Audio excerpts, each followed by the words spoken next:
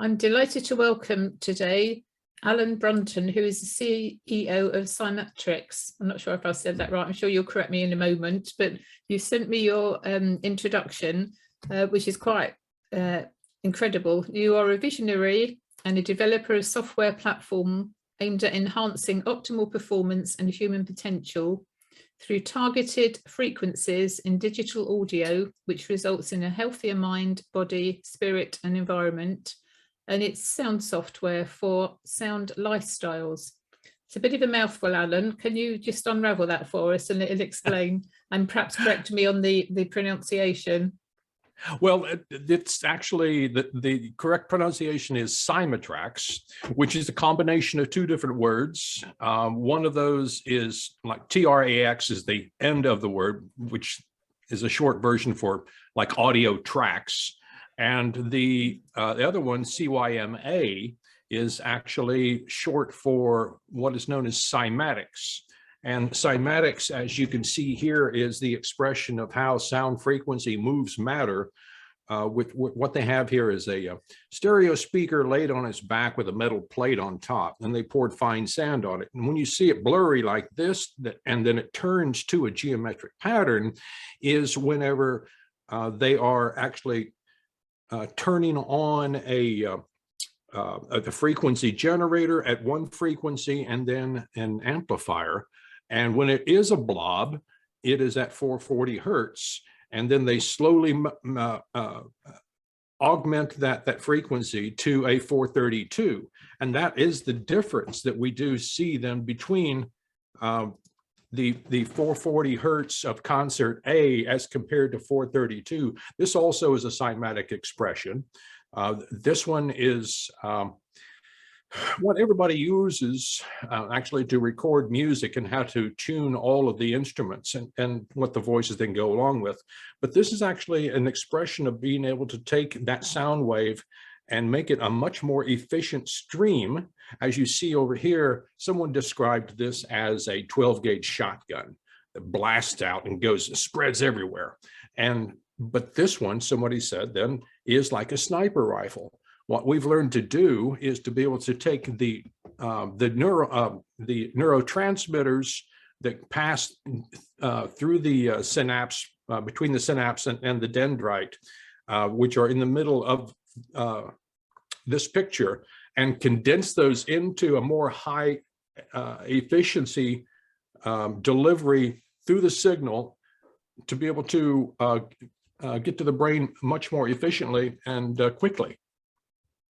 Gosh, that is incredible. How on earth did you discover this? What led you to this, Alan? Oh my gosh. Well, you have to look at it. Well, if we looked at it all the way back to the epigenetic expression, it might even be in my DNA, because my father was an inventor. My father used technology all the way from the 60s, 70s, and 80s upon the theoretical drawings and mathematic equations of Nikola Tesla, so successfully that our federal government shut him down 3 different times. Wow. He was shut down because he was undercutting. First off, he was undercutting Dow Chemical by 92% using high voltage and creating anhydrous ammonia, which is a basic farming chemical that goes into the ground. Creating that at a cost of 92% less than what Dow Chemical was doing. And then in the 70s, undercutting big pharma and the need to use antibiotics on livestock to kill pneumonia in the lungs, because we were creating ozone generators, and ozone, O3, will actually kill the bacteria. And then in the 70s, he was getting 85 miles per gallon on a 1971 Ford F-100 pickup truck. All of this using the theories and the mathematical equations of Nikola Tesla. And to be honest about it, whenever I went to school, it was so new that a lot of my classmates were actually making fun of me for that, because said like, oh, he's just living up in the sky. And I said, well, you know, we do have all these certified by certified laboratories that saw and followed everything that he was doing. So I was raised in that type of environment of out of the box thinking. And back in, I guess it was 2009, I was finishing up my divorce, and I had moved from Texas out to Florida. And while I was out there, I was just chilling out. I told myself I was going to spend a year out there. It ended up being 3, to be able to get my act together and make sure everything was fine, and question myself if I was smart enough to be able to look into the information that was given to me. And that information was showing and documented the difference between, as I said, between 440 hertz and 432. Well, I started looking into that, and I started to go into different libraries of Johns Hopkins University, the Mayo Clinic, Harvard School of Medicine, MIT, just so many others. And when I found out that there were multiple frequencies, and what I'm going to do here now is just once again change that background picture to let you see, I discovered there are multiple cymatic expressions that are in all digital audio. And so with that in mind, I said, well, okay, so if this does this, and what everybody is using does this without any type of expression, wouldn't it be better if all the frequencies that we listen to actually did this? And so what I have done and created, I thought, okay, so where is the software that whenever I'm listening to music will actually highlight these? I mean, go into that digital audio file and locate where those specific frequencies are within the computer code, the ones in the zeros, in the playback, commanding the audio playback system to be able to replay those in a speaker system, and then lock onto those, and then filter out a little bit of the volume of white noise in between. And everybody knows that people listen to white noise to go to sleep. Well, white noise is also found in all digital audio. And whenever and I just made that connection. And so when that happened, I kept on thinking about it for years. And it was back in, let's see, well, it was about 7 years ago that I decided that upon the recommendation of the chief software buyer at Dell, to be able to go out and create this software. Now, they actually wanted to partner with me, but they didn't have anybody at Dell that could actually write digital audio-based code. And that is, and the guy told me, he said, that's like 1 in 1,000 programmers can write that code. So it took me about a year to find somebody locally here in the Dallas-Fort Worth area that could write my code, and that I would trust to be able to do a good job. He wrote the code. I got it and gave it to, well, set it up with my patent attorney. She submitted it to the United States Patent and Trademark Office.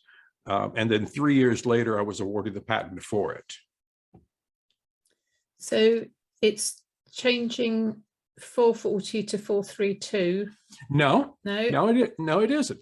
What it's doing is it actually just highlights, because all of these frequencies are in all digital audio. If they weren't, then we would be talking like the cone heads and people would reply. But no, it goes all the way up and down, and so, you know, within the timeline in a digital audio replay, all of these frequencies, both 440 and 432, are there. But for every single split second that it's going and reproduces, the software analyzes what is there at the moment and then locks on to the targeted frequencies. And let's just say that, and within my software, we're right at the moment, we are targeting 7 specific frequencies within the mid-range that the human auditory system can hear. So let's just say that my fists are 2 different targeted frequencies.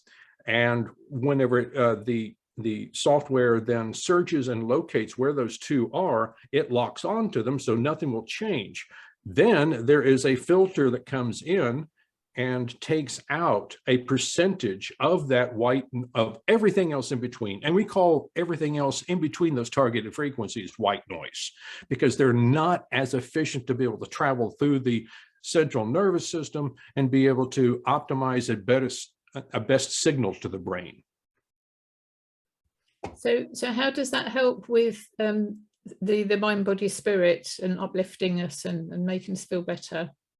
Well, in that way, if you're looking, let's just put it this way. Computer programmers, and all they do all day long is sit there with headphones on and write code, and they're listening to music. Oh. Well, there is white noise in all the digital music they're listening to.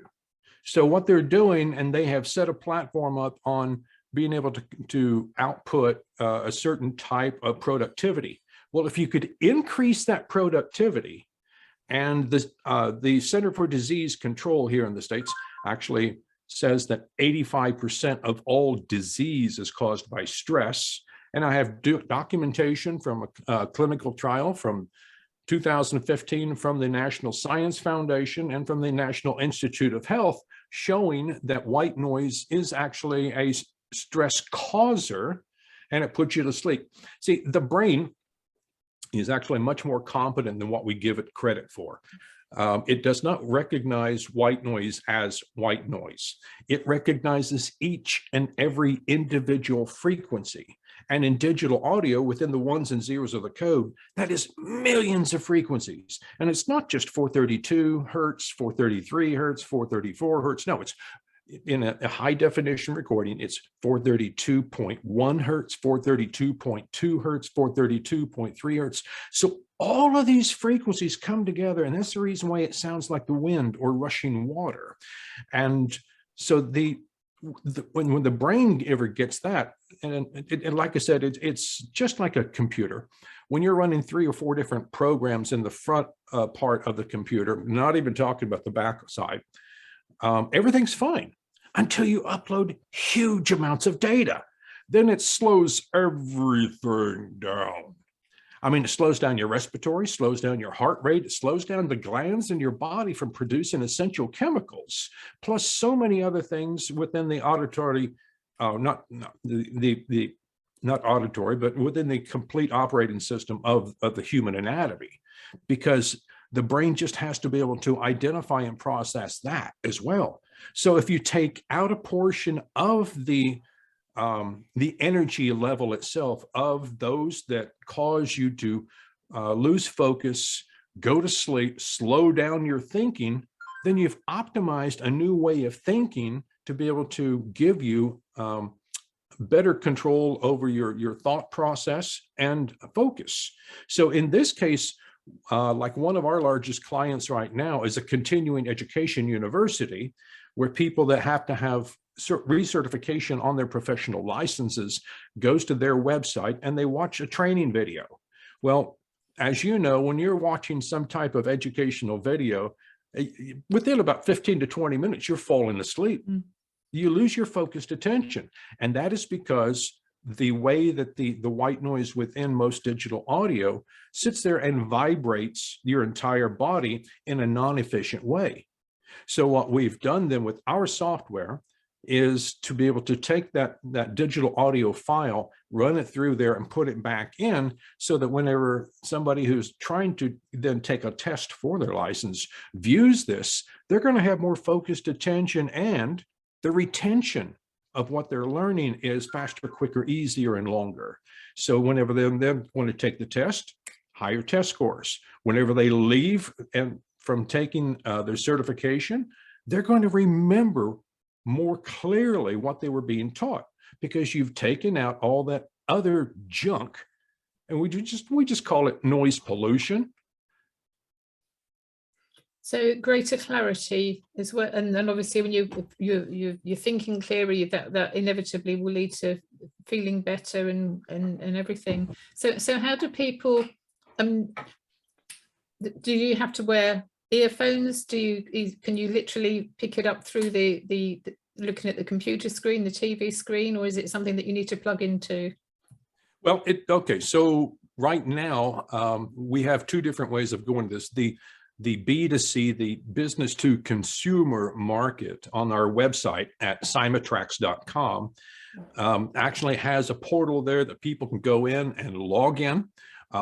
Once they log in and create an account, we give everybody a full entire week of free use of the software.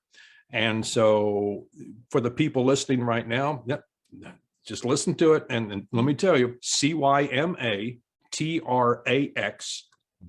cymatrax.com. You can go there and start uploading all of your files and create a new output playlist. And so let's say if you're exercising, you're going to have more focused attention.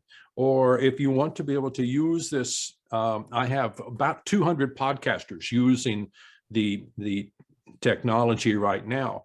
One of the fun things about this is that we just signed a contract with a recording studio and that has a contract to be able to produce 100 books on audio. Think about it that way also. I mean, you and everybody else has listened to at least one book on audio, and those that actually listen to it more, you know, they really do start to lose their focused attention after about 15, 20 minutes. And so they say, okay, I'll wait to the end of this chapter and then I'll put it down. With our technology, they will continue to be able to listen clearly and have more focused attention on following what is being created there, whether it's a storyline or an instruction. And once they finish that, let's say they finish a book, well, then they're going to go for another one because, okay, I got that information, that was good. And so that is a very strong business suit for anybody who is producing that, because, you know, the publisher, publishing house is going to say, wow, okay, so they finished that book quickly and now they're coming for another one. That's a good business model. But the one thing, though, that I didn't talk about is that I'm mostly excited about this is that once I first got my software developed, and before I even gave it to my patent attorney, I went and talked to a dear friend of mine who is the leading pediatric neurologist at the largest children's hospital here in the Dallas-Fort Worth area. And she and I used to sing duets together. So like I said, she is a dear friend. And when I was explaining to her what I had created, she looked at me and said, Alan, I get it exactly what you're talking about. I just read 2 clinical trial reports about specific frequencies used in trials for autism. We can use your software as a daily therapy for children with autism. Wow. And so, so I contacted Autism Speaks, which is a number 1 or number 2 funding organization here in the States to be able to do trials, to be able to help any child with autism or even adults. And they put me in contact with another neurologist, and I met with him, showed him all my clinical trial data, and he said, oh my gosh, this is all logical. It's amazing. No one else has ever thought of this. I want to oversee your use of this in clinical trials and put my name on it.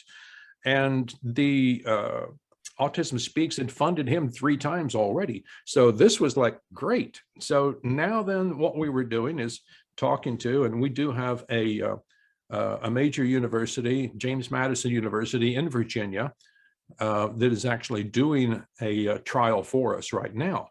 And they're using 40 college students to be able to identify spoken word, the same sentence presented by 20 different people speaking the sentence, and then applying the software to that, and then differentiating the difference between that. Plus, also that same university has a doctoral student who is writing his doctoral thesis as a neurologist on our software. And now they are very familiar with testing and accelerating focus then on autism, because they just got finished identifying the autism gene in lab rats in their laboratory. So yeah, and besides co-authoring a grant proposal with us from the National Science Foundation, we are looking at just qualifying that, and then once that paper comes out, it will be sent to over 10,000 laboratories all over the world. and everybody in the world will then know about what we're doing. So it is exciting times. So many other neurologists have even said to us, the actualization of what you're talking about should work for autism, but then again, it can work for so many other neurological disorders: PTSD, ADHD, stroke, dementia, Parkinson's, Alzheimer's. So no, it's an exciting time that we are in right now to be able to, in advanced technology, just figure out how to use things from different areas to put those things together. Going back to my father, I will never forget that when I was young, I would go into his workshop where he was there because I was bored. I had nothing to do and I just wanted to be around people. And I knocked on his door and went in and said, "Can I come in and watch what you're doing?" And he goes, "Well, yeah, but you have to sit over there and be quiet because I'm thinking." And I looked over on his workbench when he was tinkering with, and he would have like this kitchen appliance from my mother's kitchen in there, torn apart. And he was taking parts out of that and putting them into one of his developments. And I said, "Does Mom know you have that?"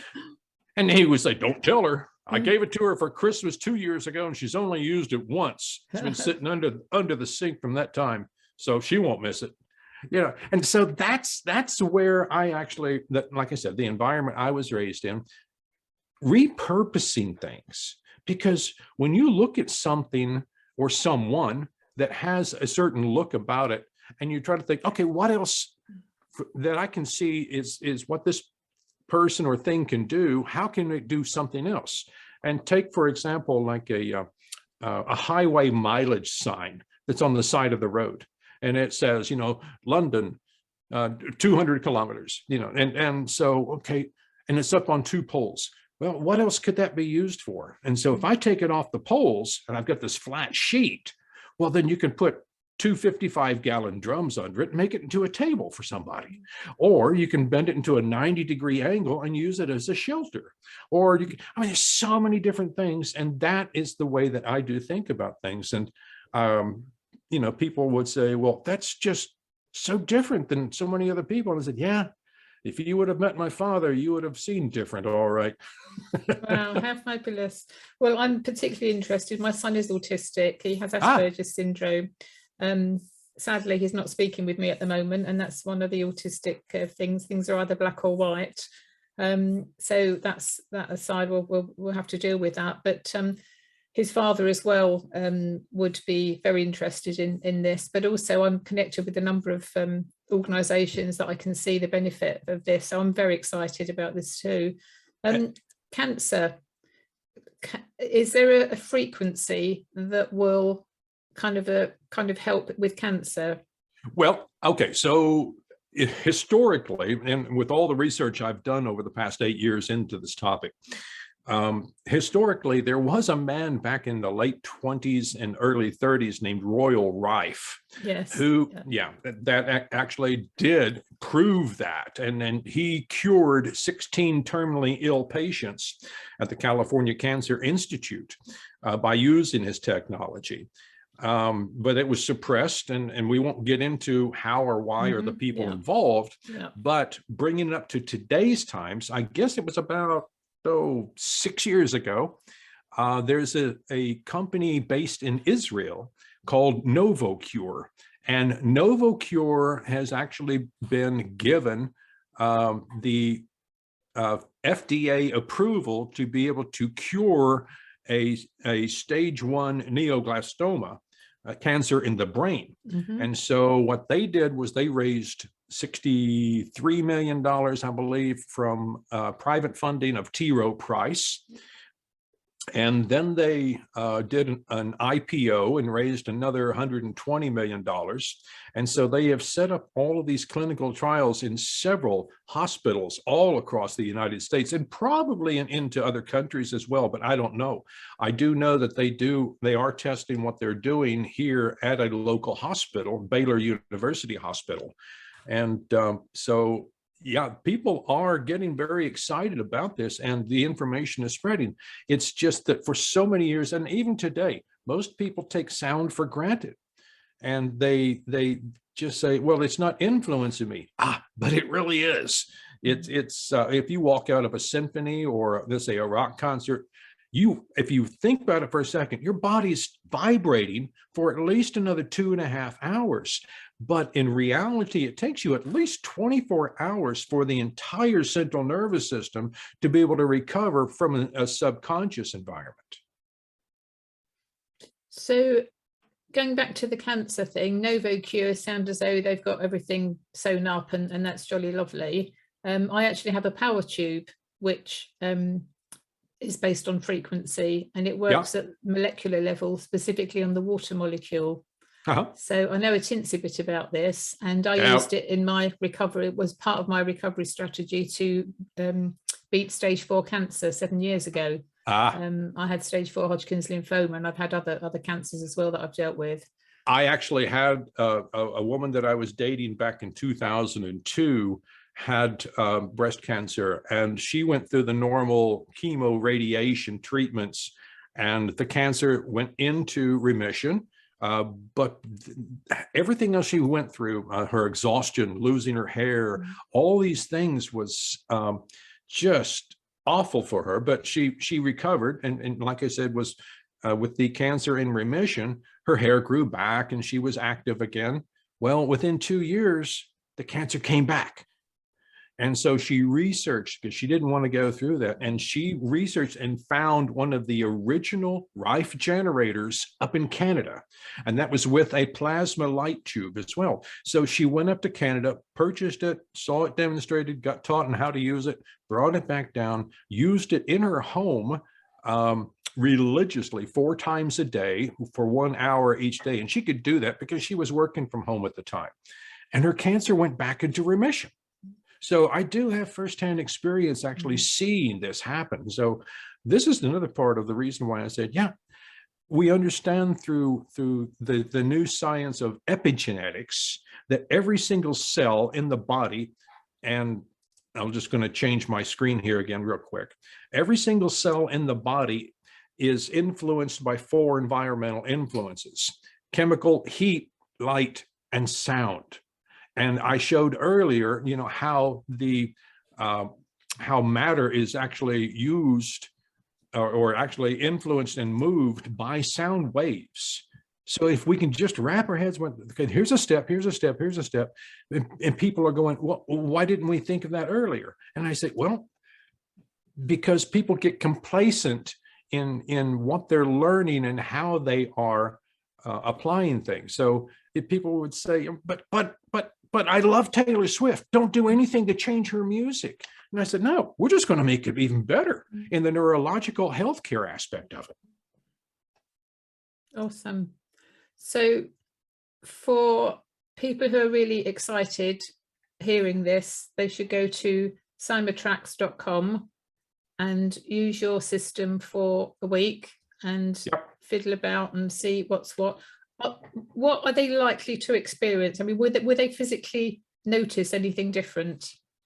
And you probably will remember back in the 70s, there was a group called Kool and the Gang. Yes. Very famous for their most famous song is Celebration. Celebrate good times, come on. Well, one of their founding members is a Grammy Hall of Famer, and he goes by the name of Sir Earl Toon.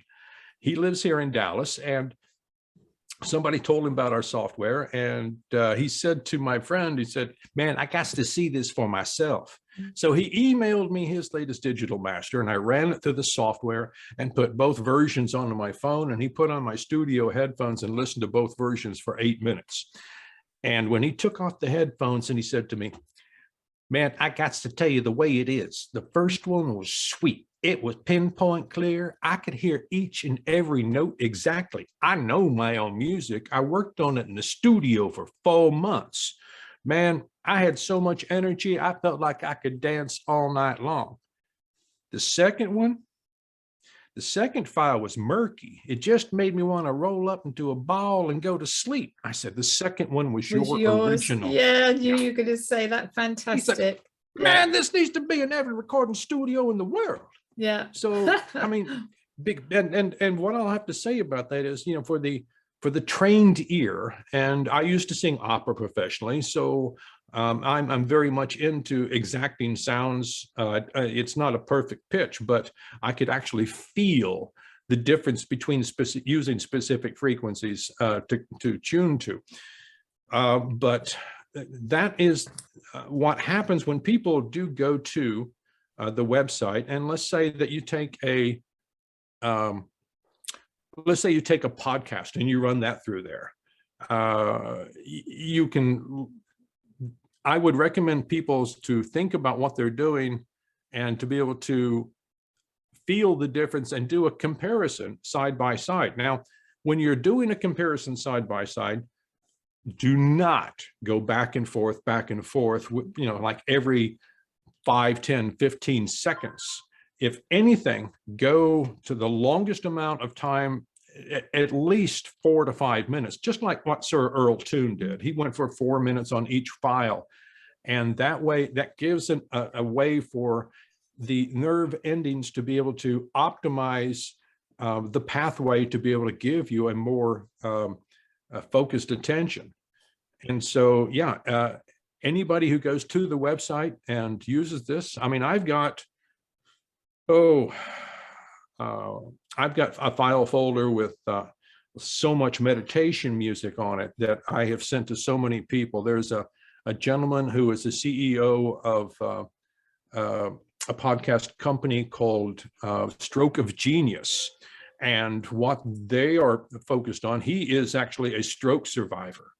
And he has done so much research to be able on his recovery that whenever he found me, he said, I've got to use your software. So I made a file for him with about 25 meditation pieces on it that I've run through the software. And then I sent him that entire folder. And he is going, I can actually feel the difference whenever I'm going through my daily morning exercises and retraining. It is just amazing what's happening. So we need to be really specific and change, what do you call it, download, upload, whatever the word is, specific music. So it won't just play everything without going through the software in the way that you've explained. Yeah, well, what we're doing, like I said, we're in the process of getting funded right now and looking for other funding organizations, as well as putting together the rest of our executive team so that we can expand on getting this technology to the world. So it would be very easy for somebody to be able to use this in whatever field they're doing. Like I said, in corporate training, which is a $107 billion a year industry right now, just for audio and video alone. If people can listen to that, and the human resource department is confident that the new trainee is going to retain that information faster, quicker, easier, and longer, that is a win-win for that company to be able to go further like that. So I'm particularly interested in the health side of things, corporate, yes, but yeah, and also linking with what I do now. I support people to recover from a serious illness or minimize their symptoms or not get ill in the first place through various different analysis that I have, including laboratory testing and so on. So I'm just thinking out loud on how I can incorporate that, and also to spread out to my contacts, because I've got quite a lot of contacts, and I've already, while you've been speaking, been making notes of recording studios that I know of that would really benefit from this. Yeah, I'm sorry, I don't want to interrupt you, but I'm so excited about what's been happening recently. I went to one networking group, met a phenomenal woman who is wanting to create a global awareness of health. And she has actually introduced me to the chief audio engineer. He has not even just audio engineer, it's a higher up, maybe like an executive vice president or co-president of Voice America, which is a huge digital audio platform. And he and I have just been in contact. We're getting ready to do another call together to be able to use it with his company. See, another expression, as I was saying, so vast of what we could do with this is that once we're showing a little bit more traction of more people using this, then there'll be a lot more acceptance in the higher scale digital audio production companies. Let's say Spotify or Pandora or even YouTube. They would be able to take our technology and use it as a plugin for their already premium users to go into their settings, hit the switch, and it would start filtering. And if you're listening to like 30 or 40 different songs on a playlist from Spotify, what happens is it takes about 5 seconds to be able to render a new output file. So if you upload one file, it's 4 minutes long, it'll take 5 seconds to render a new file. Well, that is exactly what would happen then on a playlist for a streaming media company. They would have 5 seconds, and during that time, put in a little commercial saying digital audio health by Cymatrax, and then it would go into the newly filtered file. While the listener was listening to that, then the software would go to the next song, and it would be seamless, and they would never hear that commercial again while they were still on that one channel. So it's really exciting times of how we are globally waking up to understand what the health benefits are and the deterrence of sound can be. I mean, recently I just got a file in, and I think it was from the NIH. I'm just going to pull it up here on my side screen and take a look at it. About how detrimental white noise is. And there it is. This actually came out in the Scientist magazine in June of last year. And the article is labeled "How Environmental Noise Harms the Cardiovascular System." So we're talking about white noise within airplanes, at airports, trains, even car noise on highways, how that actually, and that's one of the reasons why people go to sleep and get tired, is not just from the vibration of the vehicle that you're in, but because of the noise is of the white noise. And once again, I'll say, slows down your heart rate, slows down your respiratory, slows everything down. So if we can reduce, number one, make people aware of all the sound that they're subjecting themselves to. And it's not just those that actually, oh, wow, I heard that. No, it's even into your subconscious environment. So are you sleeping with let's say a college student in his dormitory room?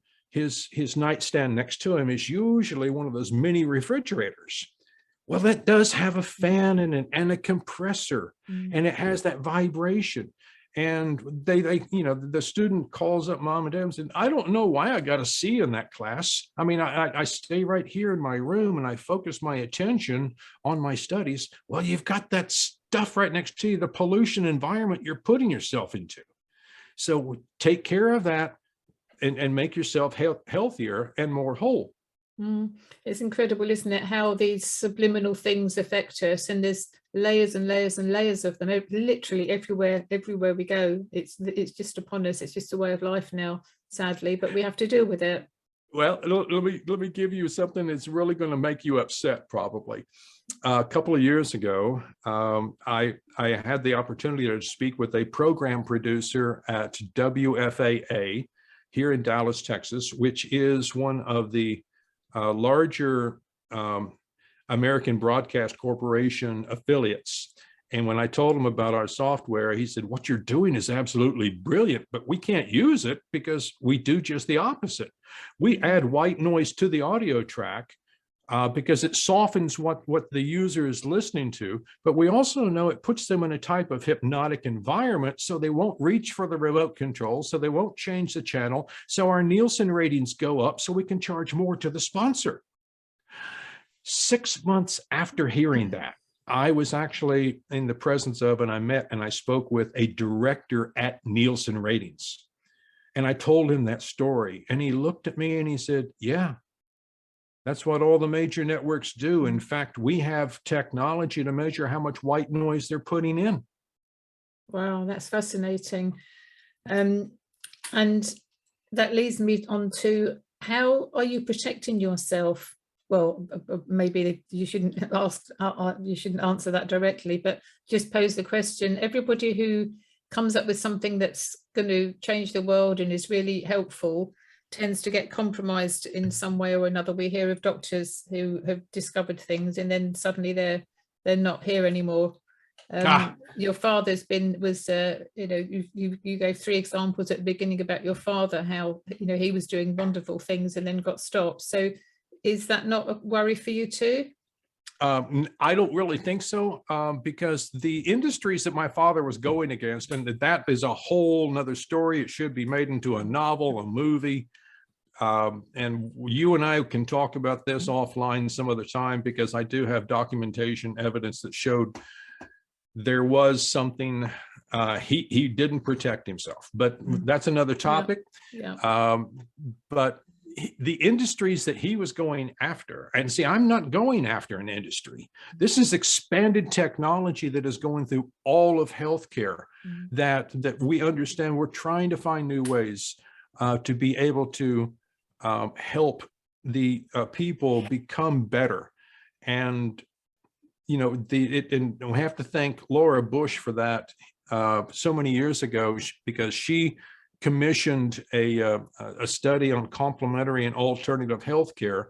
I guess that was back in I can't remember what year that was, but it came out with a 672-page document that showed all of the complementary and alternative healthcare practices that were beyond what the Western civilization was allowing to come in. And with that, it sort of opened the door, saying, hey, we have documentation showing that alternative healthcare practices are actually helping people. And they go, well, okay.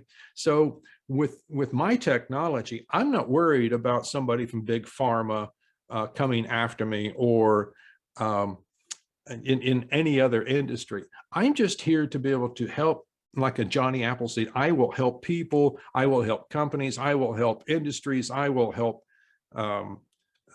different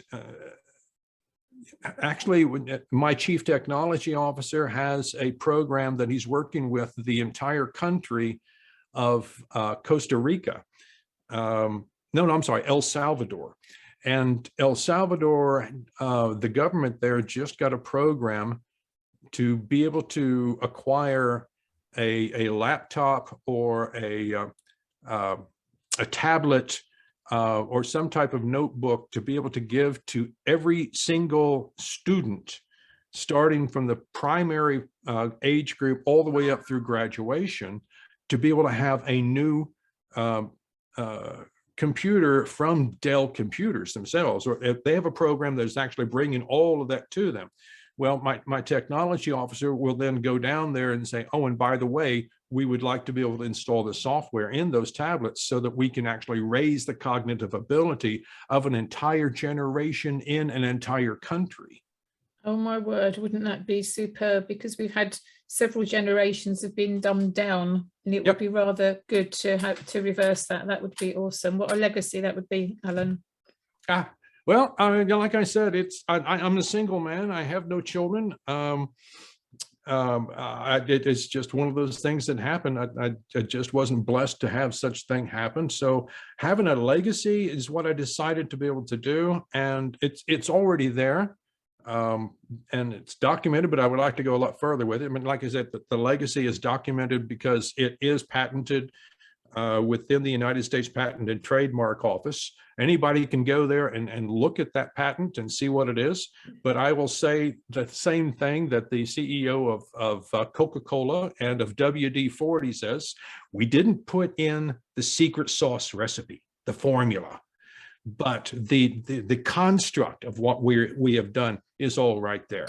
So anybody who tries to do what we're doing, it's protected, but my name is there, it's in print, and it is being, you know, I'm feeling pretty good about it. We're just taking more steps to be able to help so many other people.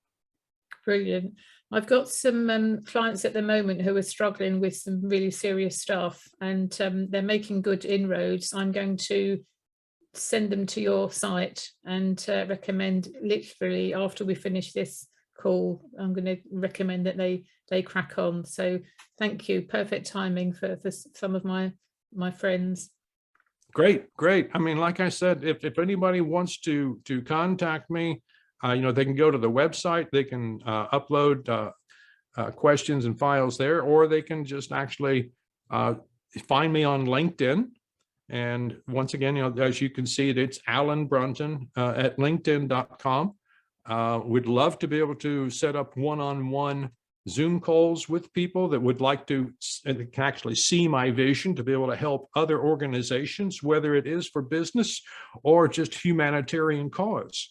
So yeah, let's get together there. And I have a calendar link that people can contact me, and we can set up a Zoom call as soon as we do that. But no, it's exciting. It really is. Especially at 4 a.m. in the morning. I know. What a start. It was when we started, it was 10 a.m. I'm actually in Portugal. I'm not in the UK. I'm in Portugal. Okay. But it's still UK time. So 10 a.m. for me is quite respectable. But 4 a.m. I salute you, sir.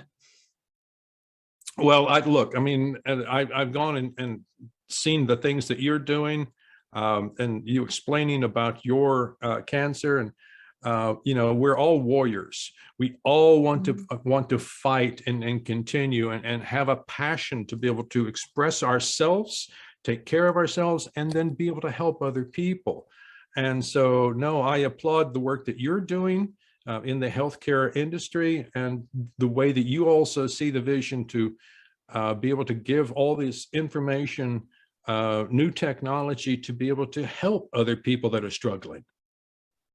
We do our best. Thank you so much, Alan. And a reminder for the listeners, cymatrax.com. And I will see you there. Thank you so much for your time today. Thank you, Elaine.